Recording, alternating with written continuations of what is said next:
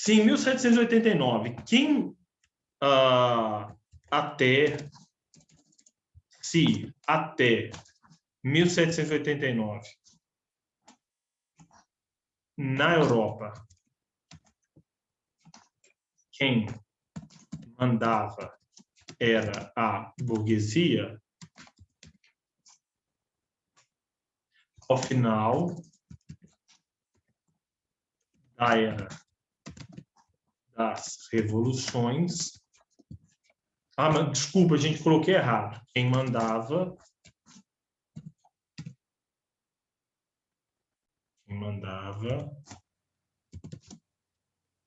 era a burguesia. Desculpa aqui, eu coloquei errado no seguinte, né?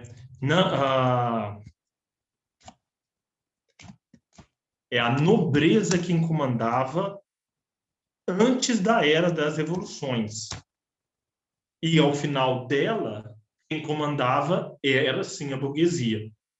Então, o que nós estamos trabalhando é o processo de aburguesamento da política europeia.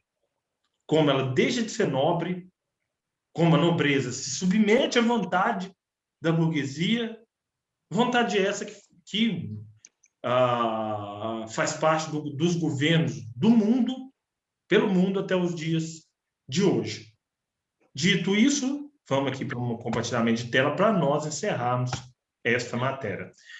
E, gente, para quem é ou foi ou é de escola pública, geralmente isso aqui não é muito visto em escola pública, não. Então, vocês prestem atenção, porque isso pode ser lá cobrado no Enem e não é lá um assunto muito trabalhado dentro da escola, dentro das escolas públicas, não. Dito tudo isso, Emerson, por favor, leia para nós Península Itálica aqui.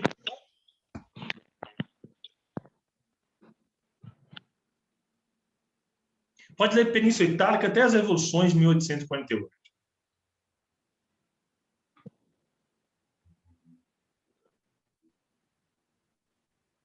Quem, Flávio? De Península Itálica até as revoluções de 1848.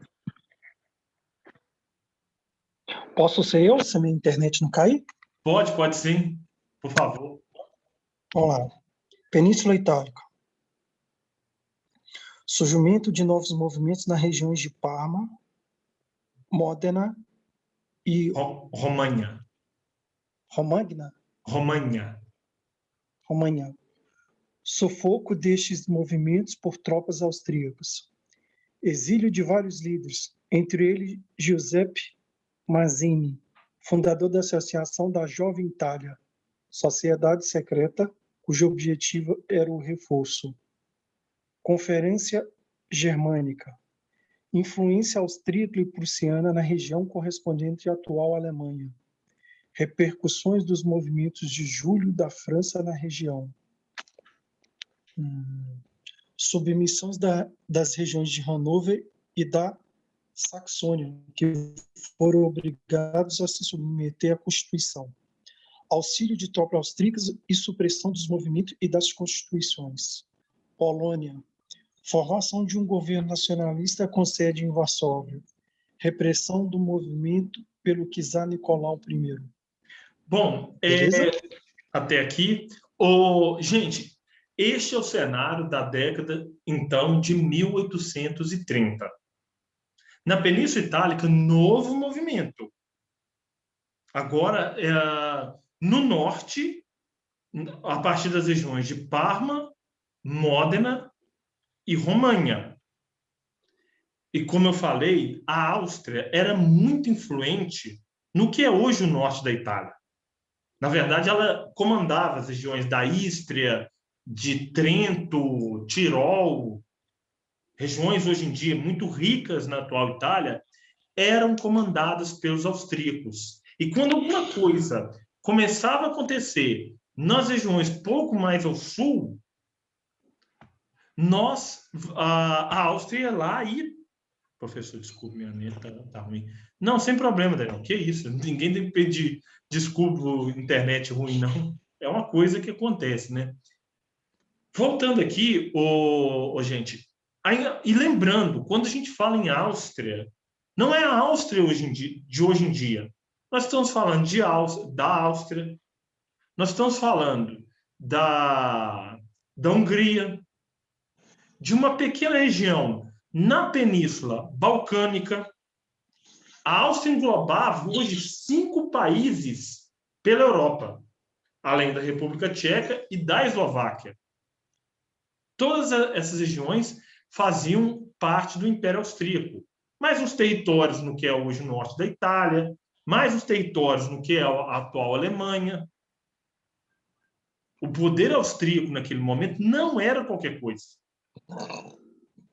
E quando, mais uma vez, no norte da Itália, se ensaia uma unificação, uma união daquela região, a Áustria vem com a mão e pesa em cima. Fala, opa, não. Entretanto, ela não consegue conter esse ímpeto, essa vontade de unificação, que deságua, que termina em 1871. Lembrando, gente, na outra apostila nós veremos a unificação da Itália e da Alemanha. Para falar em Alemanha, né, veremos aqui a Confederação Germânica. Flávio, e por que a gente fala lá Alemanha da Reforma Protestante? É um erro, porque a Alemanha também só a partir de 1870. Aquele país que ganha de 7-1 do Brasil e tudo mais no futebol é só a partir de 1870. Até então, era outro conjunto de estados divididos. Você tem o que hoje? A região da Prússia, Baviera, Saxônia. Essas regiões também eram separadas politicamente. Assim como eu acabei de falar do exemplo da Itália, eu também falo do exemplo da Alemanha. Eram regiões divididas politicamente. E a Áustria também tinha ali os seus territórios. Territórios que eram da Áustria mesmo, do Império Austríaco. Quando a Prússia vira e fala, opa, vamos movimentar isso aqui, a Áustria não gosta. A Áustria ia lá e também dava um cacete. Entretanto, as ondas evolucionárias, não, mesmo com a oposição austríaca, levaram a independência, não, né? A unificação do que é hoje a Alemanha. Lembrando, pessoal, a Alemanha é o país mais rico da Europa. O alemão é um bicho fora do comum. Não tem lógica naquele povo. É o país, mesmo se formando tão tardiamente, sob o comando da Prússia. E lembra, aí para quem gosta de futebol de novo, falar no século XIX, a gente faz umas ligações com o futebol e tudo mais. A palavra Prússia, em alemão, quer dizer isso aqui, ó. Borussia. Quando você vê lá o Borussia Dortmund, Borussia Mönchengladbach, são ali regiões da atual Prússia, que está incorporada dentro da Alemanha. Quando nós formos trabalhar com a unificação da Alemanha e trabalharmos lá com os mapas, ficará mais fácil para vocês visualizarem essa situação. E para fechar esta parte aqui, para partir para as revoluções de 1848, temos a Polônia. Polônia, naquela época, que fazia parte do Império Multinacional Russo. A Rússia, que hoje em dia ainda é o maior país do mundo, naquele momento, é tudo que a gente vê hoje em dia, mais Finlândia, mais Polônia, mais Estônia, mais Lituânia e mais Letônia. e, se eu não me engano, mais Ucrânia também. Acho que mais Ucrânia. O Império Multinacional. E a Polônia, indo na onda de Grécia, indo na onda de Bélgica, também tenta a sua independência junto ao Império Russo. Só que com a Rússia o buraco era mais embaixo. E os russos dão um pau na Polônia que não foi brincadeira. Porque a Polônia perdeu o rumo de casa. Então, essa repressão foi comandada pelo próprio czar Nicolau I. Bom, para terminarmos esse capítulo, vamos para o final dessa era das revoluções, né? Com as revoluções de 1848. E foi nas revoluções de 1848 que a gente tem isso aqui, gente. Aparecimento das ideias marxistas. E até então, o que comandava as revoluções eram as ideias liberais iluministas. A partir de 1848, as ideias lá de Karl Marx também entram na pauta dos revolucionários. Lembrando que todo movimento precisa ter os seus ideais. A Revolução de 1789, iluminismo. As revoluções de 1820 e 1830, iluminismo. As revoluções de 1848, iluminismo, nacionalismo e até mesmo marxismo. O Marx estava vivo, estava no pleno vigor da forma, digamos assim, e as suas ideias também passam a circular. Pessoal, e Emerson, por favor, pode ler para nós as revoluções de 1848, a Primavera dos Povos, até a atuação da oposição republicana. Pode ler para nós aqui. Bora lá. Francis. Espera aí, deixa eu aumentar aqui minha letra. Consolidação da ordem burguesa durante a monarquia de Júlio. Fortalecimento do poder legislativo. Redução do censo eleitoral. Retomada da bandeira tricolor. Adoção do liberalismo econômico. Incentivo ao desenvolvimento industrial. Controle da alta burguesia junto aos setores estratégicos. Repressão do governo exercida junto aos trabalhadores e à imprensa republicana. Grave crise econômica ocorrida entre 1846 e 1847. Queda na produção de alimentos e no consumo de industrializados. Atuação da oposição republicana junto a trabalhadores e pequena burguesia. A campanha dos banquetes mostra a influência dos trabalhadores e das ideias socialistas. Então, até aqui. A monarquia de 1830, também chamada de monarquia burguesa, tinha se consolidado. Lembrando, quem era a classe dominante naquele momento? A própria burguesia. Que antes de 1789 já tinha o poder econômico. E com 1789 e as revoluções posteriores também ganha o poder político. E o casamento de poder econômico com poder político foi de fundamental importância para o avanço desta burguesia.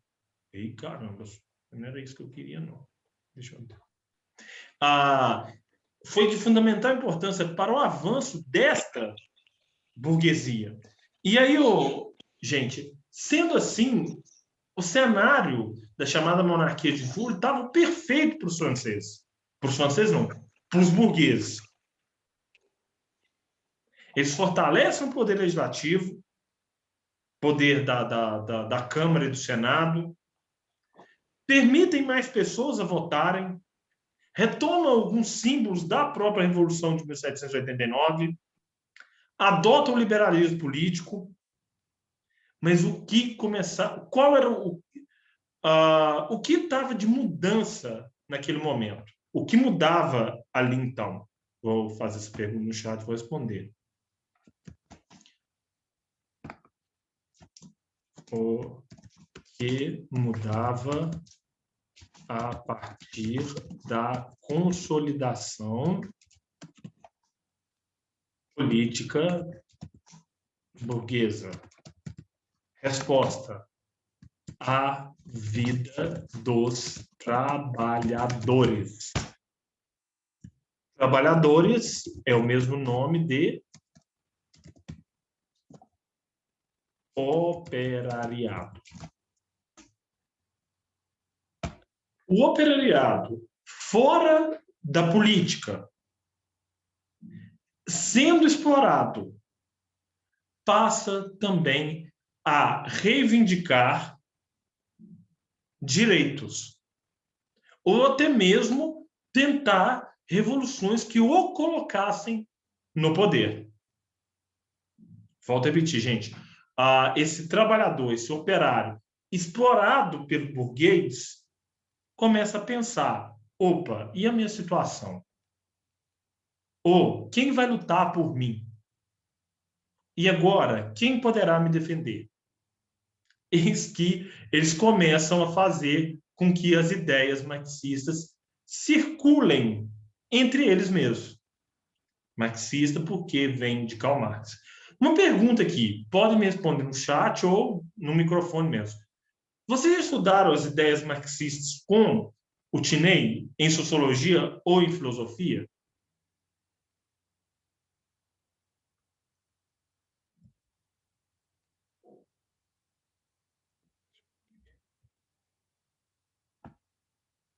Ainda não, Larissa? Olha só, provavelmente, eu não sei em qual bimestre, mas vocês verão. Já que eu estou aqui, o que vocês estão vendo com eles, mais especificamente? Porque essa matéria casa muito com filosofia e sociologia, mas demais mesmo. Demais. Principalmente Karl Marx. Acabamos de ver, se eu não me engano, Bauman. É Bauman que fala. Bauman. Falando sobre sociedade líquida e indivíduo líquido. E na filosofia acabamos de falar de cultura. Do quê? Cultura e Cultura. filosofia. Filosofia e cultura. Pois bem, alguma coisa sobre Karl Marx, não sei, materialismo histórico, marxismo e outras coisas mais, vocês verão. Não sei quando, mas verão. E aí vocês vão ver lá o que forneceu as ideias para justamente a luta dos trabalhadores. Volto a repetir, vocês verão com ele todas as ideias fornecidas para a luta dos trabalhadores, que se transformaram nestes eventos históricos que nós estamos vendo. E aí, continuando aqui, Emerson, por favor, você mais uma vez para nós aqui, pode ler até Império Austríaco. Vamos lá, espera aí. Só esses 3 pontos aí. Vamos lá. Deixa eu ajeitar minha letra aqui de aumentar, porque é a visão, né? Você já viu quem usa óculos, né? Eu entendo bem. Então, vamos lá. Derrubada da monarquia de julho e proclamação da Segunda República Francesa. Repercussão entre outras regiões da Europa e em uma onda de rebeliões que ficaram conhecido como a Primavera dos Povos. Medidas burguesas visando conter a radicalização. Bom, até aqui. Bom, assim como a Revolução de 1789 se transforma num exemplo, entretanto, a Revolução de 1789 fica mais isolada às fronteiras da França. A Revolução de 1848 ela explode pela Europa. Volto a repetir, ela se explode pela Europa. E os burgueses que já haviam tomado o poder político agora tinham também que contornar essa situação. Já estavam satisfeitos, pois eles quem? Os burgueses, promoveram a Revolução de 1789. E a promoção dessa revolução, a de 1789, foi a responsável por colocá-los no poder. Agora, de classe revolucionária, ele se transforma em classe poderosa, no sentido de ter o poder. Ou classe antirrevolucionária. A pergunta: o que fazer para conter essa radicalização? A segunda metade do século XIX na Europa foi um momento de algumas conquistas de cidadania. Direito a uma educação pública, direito a votar, a ser votado, independentemente do seu ganho financeiro. Todas as medidas abraçaram as classes trabalhadoras para que elas pudessem falar assim, não, vocês têm participação na política, façam o que vocês quiserem. Mas foram medidas que aí duraram décadas, até mesmo para combater um radicalismo de uma revolução marxista. Uma revolução com base nas ideias de Karl Marx. Uma revolução comandada pelos trabalhadores. Então, essas medidas burguesas não é porque os burgueses olharam e falaram assim, nossa, em outro momento nós fomos oprimidos. Nossa, quando a gente era oprimido era ruim demais. Não vamos oprimir outros, não. Vamos dar direitos a isso. Não tinha nada de humano nessa questão. O que eles queriam era, para conter um ímpeto revolucionário, para que os operários não façam conosco quem? Com a burguesia. O que nós, burgueses, fizemos lá com os nobres, decapitando cabeça, matando com tiro, outras coisas mais, vamos dar alguns direitos para a população. E foi isso que eles fizeram, e isso levou até a uma melhora na qualidade de vida. Bom, vamos ver um lugar onde o absolutismo tentava sobreviver ainda. Continuando aqui, Emerson, por favor, pode ler até Confederação Germânica, por favor, aí para nós. Ok. Império Austríaco. Movimento liberal em Viena, que exigia a ampliação do direito de voto e a destituição de Metternich, símbolo do conservadorismo na Europa. Fuga de Metternich e convocação de uma Assembleia Constituinte por meio do sufrágio universal. Retirada da alta burguesia do movimento após a deposição de Metternich. Abdicação de Fernando. Dissolução da Assembleia e chegada do Francis ao poder. Movimento liberais na Hungria e na Boêmia. Bom, até aqui. O Império Austríaco ficou caracterizado como o bastião. O que é um bastião? Um centro. Como um grande centro do absolutismo europeu, que ia cair todo ao seu redor. Caía na França, caía na Prússia, dava sinais de esgotamento na Espanha, mas ele tentava se manter forte por lá. Lembrando que o Metternich foi um dos responsáveis pela formação do que foi chamado, né, de Santa Aliança. Lembra vocês o que era a Santa Aliança?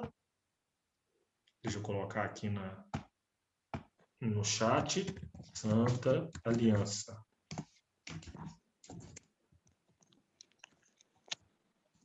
Reunião entre casas reais europeias para sufocarem tentativas revolucionárias pela Europa. Na verdade, não reunião, mas união, né? Então, essa foi a Santa Aliança assinada, acordada ao fim do período napoleônico.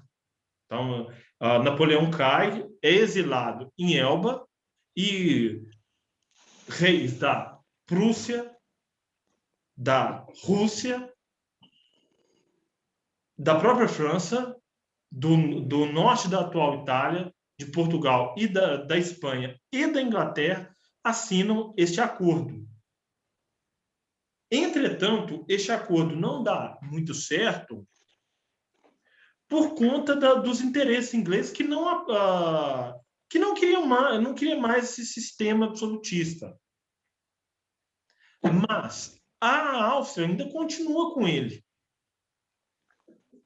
E na década de 1840 eles estavam cansados de Metternich. O que eles fizeram? Submeteram o país a uma nova Constituição. Uma Constituição que limitasse os poderes reais. Continuava com o rei? Continuava, mas o rei respeitando a Constituição. Para terminarmos a aula de hoje, Confederação Germânica e Península Itálica. Emerson, para terminar aqui a aula de hoje, vamos lá. Vamos lá. Confederação Germânica. Formação de barricadas em Berlim e convocação de uma Assembleia Constituinte. Expansão do movimento para o restante da Confederação Germânica. Formação de um regime parlamentar com, sendo o rei da Prússia imperador da Confederação. Opa, você está mexendo aí, professor? Não, eu só tirei aqui uma palavra que estava mais, Tá, vamos lá. aqui. Recuada dos príncipes diante da possibilidade da radicalização popular. Dissolução da Assembleia ainda em 1848. Beleza ou posso continuar? Até aqui. Bom, Confederação Germânica, mais uma vez, o que é hoje a atual Alemanha, parte dela, o que estava acontecendo ali. Bom, convocação de uma Assembleia Constituinte, uma reunião para se elaborar uma Constituição, tentando gerar uma unificação nas regiões que eram separadas até então, da Saxônia, da Baviera, de Holstein, que pertencia a então Dinamarca. A partir de Berlim, fazer uma espécie de chamado para uma ideia de unificação e uma unificação que fosse mais democrática, com leis, respeitando uma ordem. Este chamado acabou sendo interpretado de outra forma. O povo começou a entender. Estão convocando a gente para lutar por direitos. E o povo na rua vai assustar essa Assembleia Nacional Constituinte. Essa Assembleia Constituinte que acaba sendo dissolvida. Que acaba terminando antes mesmo de gerar o seu fruto. Qual era esse fruto? A Constituição.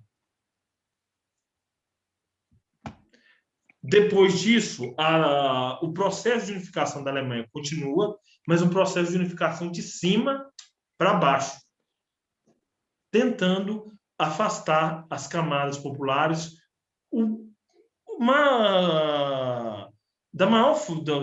de tudo quanto é jeito. Tentavam se afastar das camadas populares. Eles entendiam que povo na rua seria radicalismo. Muitos entendem assim até os dias de hoje. Emerson, para terminar para nós aí, leia a Península Itálica, por favor. Vamos lá.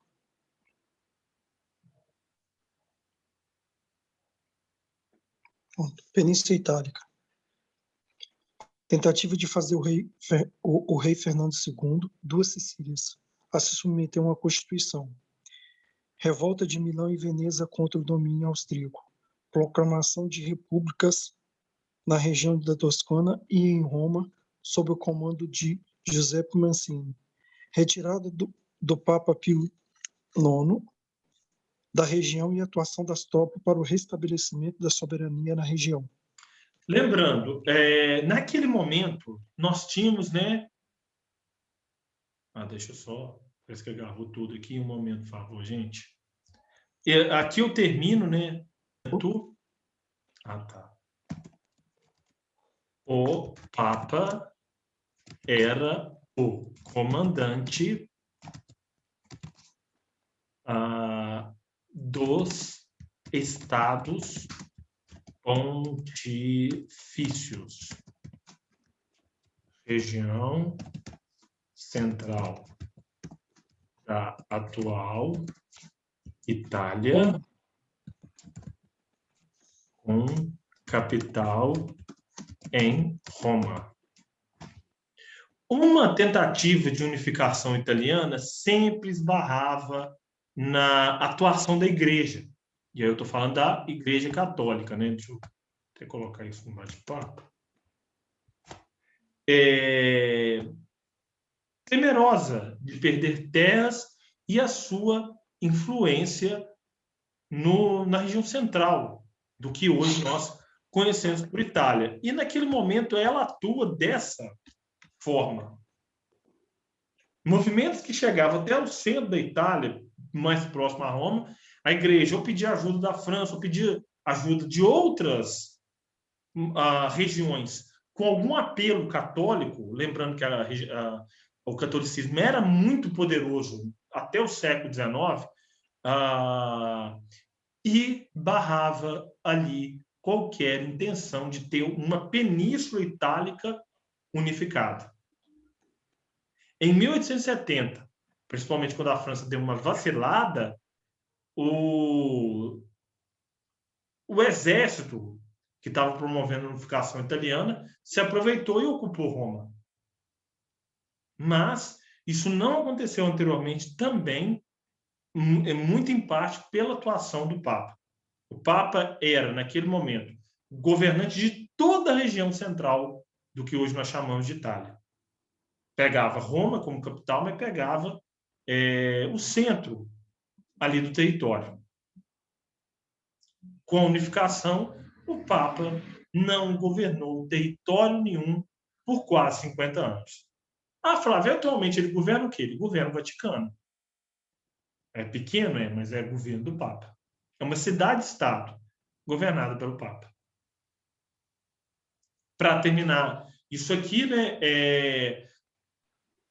essas lutas acabaram por formar uma nova mentalidade pela Europa. A sociedade burguesa enraiza, e não é à toa que, pouco depois desse momento, ocorre também a segunda Revolução Industrial. E aí eu coloco no chat o seguinte. No chat. A consolidação da ordem liberal burguesa levou à disseminação da Revolução Industrial para outras regiões europeias. E aí eram elas, né? A atual Itália, a própria França, a Alemanha. Então, essas,